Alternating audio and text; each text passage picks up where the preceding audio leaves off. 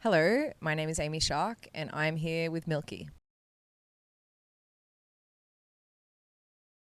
Biggest dick, far out. It was such a fun one to write. It was the first song that was sort of coming together early stages of the album, and you can kind of hear it in the lyrics, like week one, get coffee on the way. It was like, what am I doing today that can inspire a song? Yeah, I don't know. I was just like trying to write really fresh stuff. I didn't want to revisit any old songs. I didn't want to revisit any old topics even. I just wanted to start fresh. So it is a breakup anthem, I guess. But for me, a lot of the time, a lot of my songs are kind of hidden agendas and hidden situations, and that they all come together to make a big puzzle. But no one will ever know which verses and which lines are for which situations, if that makes sense. And then I just got to put it all together. But this one was so fun to put together, especially the tagline, the biggest dick, is like, we all know a dick, and even girls can be dicks too. Like, there's so many, anyone can be a dick. They're all out there. Oh man, I think, look, it stems back from finishing the record and being so happy with it. And I was in a different place where I was like, I'm so excited to promote this album. So, which is weird because a lot of artists like really bitch about doing content, whereas I couldn't help myself. I was just really excited to get into it. I ride my bike all the time where I live on the Gold Coast near the beach. So I was like, well, that makes sense. Something I do. It's not going to feel foreign. I don't feel like too much of a loser. So I just got this camera rig and I just set it up and I just started doing that well before the song was mixed or mastered and well before we even decided that was going to be the single. There actually is heaps of songs with me on the bike. But it just made sense. By the time we were thinking about music videos, I was like, well, it kind of makes sense to be riding the bike. And then obviously I knew the cover was fluffy. So, which is another whole thing where I was just so pumped to just like own the whole thing. And I made a prototype of the album being fluffy. And then when I came up with the concept of having a fluffy bikini, I was like straight to Spotlight, which was so fun. The lovely Helen helped me there get the materials I needed. So I just had a lot of fun. You think you can tell that in the video. Obviously, I rode through Surfers Paradise in my bikini, left my dignity there, but I left it there years ago, so it doesn't matter. And it was just fun. I wanted this music video to be very different to anything I'd done before, and I think I did that. Don't you get lost in Spotlight? I like went there for this fluffy shit, but I'm like, oh, bath mats. Oh, those little dangly things. Yeah, hang your things on. Yeah, cool. Oh, some Velcro. I could use some Velcro.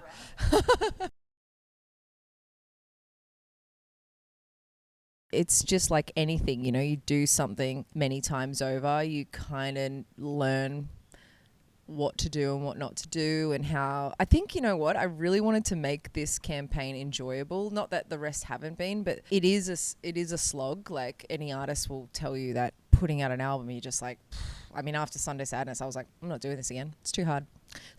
Next minute. But it's I've just learned a lot. It's my fourth album, so I just wanted to kind of feel fresh again. Because when I think about it, like my first album felt like a bit of a fluke somehow. Like I had these songs ready to go and I didn't know if they were going to, relate to anyone. I didn't know if it was going to be a success or not. And then I think my second album, I was probably a little cocky, thinking like, I know what I'm doing. Third album fell off the rails, no idea.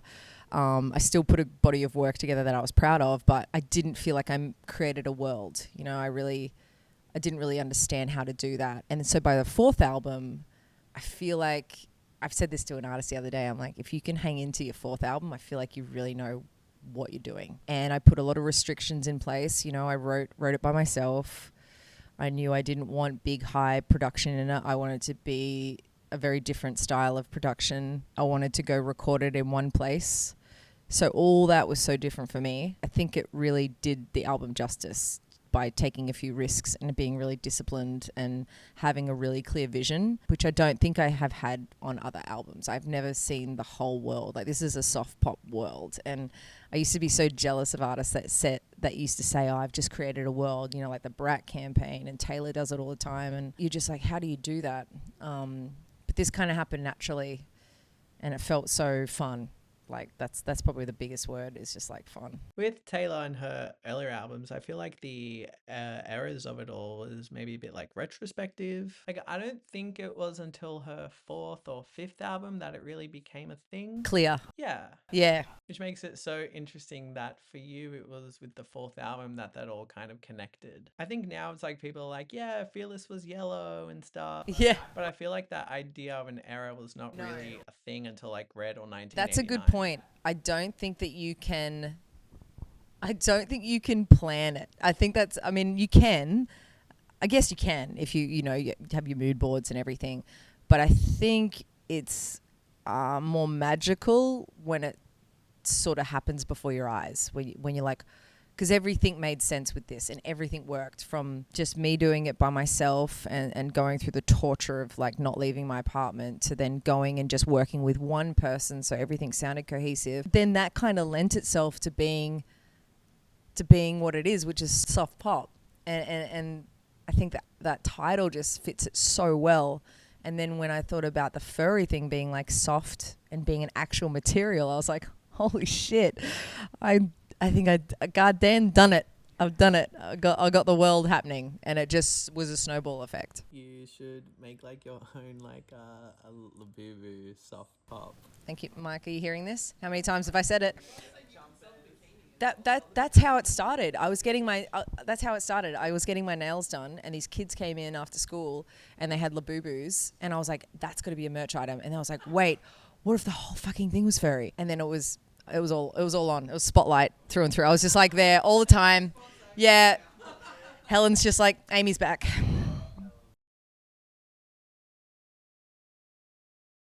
It's funny one, this album, like they're all, I mean, I say this with every album, they're all my babies, but it really, one doesn't make sense without the other. Like this whole album really balances each other out. But I think I love a song called Our Last Fight.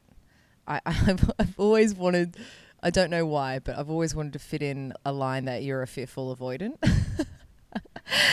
Just getting down with the attachment styles. So, and I fit it in, and it worked really well in this verse. So I was pretty proud of myself with that. But I think another one is It's Kind of Hot. There's just some little everyday lines in that song that I really love, like having a toothbrush at someone's house and how hot that is. Yeah, I don't know. I think it's hard because I could just start naming the whole track list, I think. Just casually being an MMA fighter, which I've never done before in my life. Yeah, it was wild. It was, getting the role was crazy. Getting the script was crazy. Like Russell Crowe, who is, even that's stupid. Like he's like a dear friend now, and he just called me on my bluff one day, sent me a script. I read it twice, like back to back, because I was just like, this is so good. Like this is, if I was ever going to play a character, this is the character I want to play, because I love fight movies. I've always watched them. I grew up on Bloodsport, Jean-Claude Van Damme and Bruce Lee. So I was like, I need this. And he was like, I can set up an interview, but the rest is up to you. You know, it's not like I just walked in there and the role was mine. There was lots of other girls going for it. So yeah, I really, I went for it. It was terrifying. The audition process is terrifying. It was funny because even like, because I have no like credentials and no agent, I'm just like this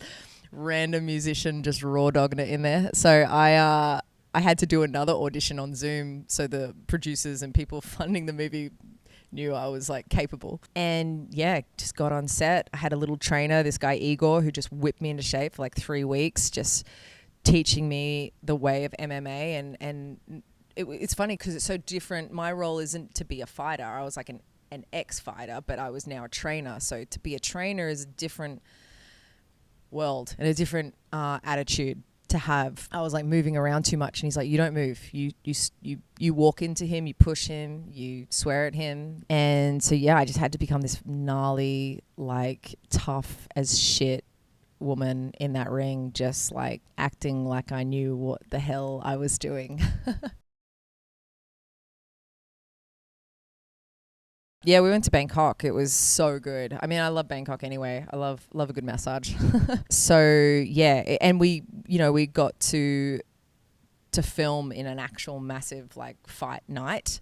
So it was already, I don't know how many people, it was like 20 to 30,000 people or something. It was crazy. It was just like the whole place was filled. And then in between each fights, we would go out and film the movie. So that was stressful, getting like the final scene, and Dan McPherson in it really put his body on the line. So I was actually quite emotional anyway, because we'd done long shoots and everyone had really put their heart and soul into this movie. And so filming it and having that atmosphere and seeing Dan, just ripped up and blood everywhere, and some was actually his own blood. It wasn't all makeup. And then he's just like, like he just crushed this fight. It was a really emotional scene, and yeah, it was just a cool experience to be there and be a part of the movie. It's in like over 1,000 cinemas in America, which is, yeah, crazy. But I don't know anything about testing, and apparently it tested really well, and that's when Lionsgate came on. So yeah, fun.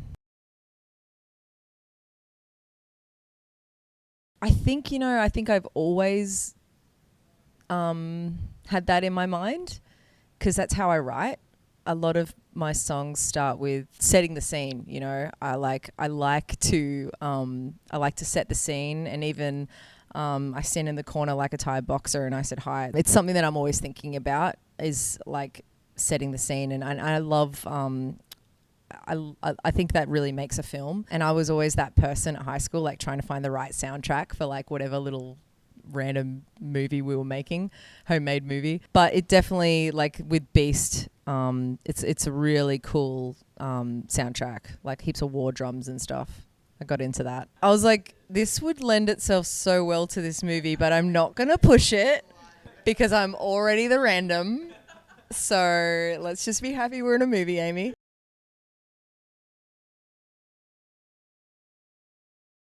It's no secret that I love punk pop. I love Blink, and I love New Found Glory. I love Tegan and Sarah, Nora Jones, and Tracy Chapman, and that was kind of like a big inspiration behind the record too. Just I really wanted my that era of my records to be like a beautiful album front to back to listen to, without any weird interludes or electric guitar or anything like that. So yeah, I listened to a lot of Tracy, a lot of Gracie Abrams, and the Queen, Taylor Swift. I guess we can all learn. And there's not a time in the studio where we don't say, what would Taylor do? Or that's what Taylor would do. Man, I've put Post Malone out there in the atmosphere for years now. I feel like people say this all the time, but I was pretty early on the scene with Posty. I was like White Iverson. I knew what was up. So I have had this fascination of us being on a song, because I just think we would work well together. But also Mark Ronson. I think I love Amy Winehouse, and I think that would just be a cool experience. I think when I take it right back to what made me want to be a musician and give me hope that I might be able to do it, could possibly be Frog Stomp, Silverchair, just because his lyrics were so like different and artistic, and his voice was just grungy. It was my first experience being like, oh, that's like grunge, that's cool. Like I don't sound like Mariah Carey, but Daniel Johns doesn't. So probably that, and Jagged Little Pill, Alanis Morissette. I think hearing that, I was like, that's so naughty. I don't think I understood what she meant, but I knew it was filthy and I loved it. Maybe Closer. Do you know that movie Closer with Julia Roberts? It's so messed up. It's super toxic. And Jude Law and Natalie Portman. It's so wild, that movie. I love it so much. So probably that one. Heaps of things. Play the right chord, sing the right lyric. There's someone with my top on, that's cool. Oh, there's someone with a top knot, that's great. Well, I wonder if my pizza will be back in my green room by the time I finish, because I really feel like that. I wish Joey would hit them a bit harder. Maybe I'll look at him in a minute. Brad, help me, I've lost where I am. Heaps of things. I learnt Nothing Else Matters on the guitar, like that whole Metallica riff. And I was the coolest girl in school. Let me say that much. So, yeah, I was a real big Metallica fan, actually. I learned Fade to Black. I learned a lot of Pearl Jam. Loved Pearl Jam. Red Hot Chili Peppers, Under the Bridge. Learnt that riff. I used to just like really like famous riffs, like a lot of Sublime, and that was the fun stuff for me to teach myself how to play. I still say Miley is the creator. It's like, it's got to be her. She. If I get her, I get both, right? 2 for 1. Yeah, see? Not just a pretty face over here. Oh, there's so many for different reasons. So I went on tour with Bleachers, and Jack Antonoff was just such an amazing showman. And when you go on tour with someone, usually like you get sick of the show like after a while, and you just like call it early. But I think I think I stayed back and watched every Bleachers show because he was just so entertaining every night. It just made me feel like alive. But then another one would have been Missy Higgins at the Trocadero in Surfers, like when I was, I don't know, 18, 19 or something. And I was like, wow, that's a girl doing something that I wish I was doing. So that was a special one. I was thinking this the other day. I would like to see like a Violent Soho cover I Said Hi. Or I Said Hi hasn't been covered for like a version or anything, and I was like, man, it's an opportunity there, guys. Whoever wants it. Wow, that's a biggie, because the one of the obvious ones for me is, you know what I'm gonna say, Taylor. I mean, so much there, not just from like banger after banger and the quality of songwriting and the way she maneuvers around the industry and demands and does it so professionally is insane. So I think her, but I also think Sabrina Carpenter's done a lot as well, just with pushing limits. And I find her whole campaign and her whole world very interesting to watch. I got one. But I don't want anyone to judge me if they read it. Okay? So this book is called Credence. It's a lot. It's by Penelope Douglas. It'll blow your mind. You'll never feel the same. And there's another book one of my best friends wrote called Wild Thing. Another little bit smutty, but it's hot. Hot. Change your lives. Girls, highly recommend. Don't judge me. Oh my God, sorry. I just saw my album. The Furry. You've ruined everything. Dear future self, I'm still so proud of you for thinking of this. Look what we created. Oh my God, I could bawl my eyes out. This is insane, guys. Grady, it looks so good. Oh my God. Wow, that is so epic. So me now, talking to myself in the future, I'd just be like, hey man, how good was soft pop? Like, you really went there and it all paid off. And like, yeah, have fun in Hawaii with that, beautiful man rubbing your feet. Don't hold back on the chicken wings. Just get them, live once. That would be what I'd say. I would say, remember in like 2022 when you were like, don't worry, just go with your gut, and who cares what anyone says as long as you're happy and you're making music that you love. Remember when we felt like that? You should feel like that still today. Very similar. And you might think the croissant here or there is okay, but it's not. You should ease up on the croissants because they're not going to make you feel that good, and you won't have to double down so much in the gym. Okay? So just woo off them, a couple of crackers, stick with the avocado. It's good. It's a good vibe. And we're into salmon now. and hopefully you'll still be into salmon. So you should We're stick into with salmon. salmon It's now. good for you and your skin. Wait, why do I find myself so funny? This is why I'm such a good Lone Ranger. I don't need nobody. I crack myself up. Oh, so good. That's amazing.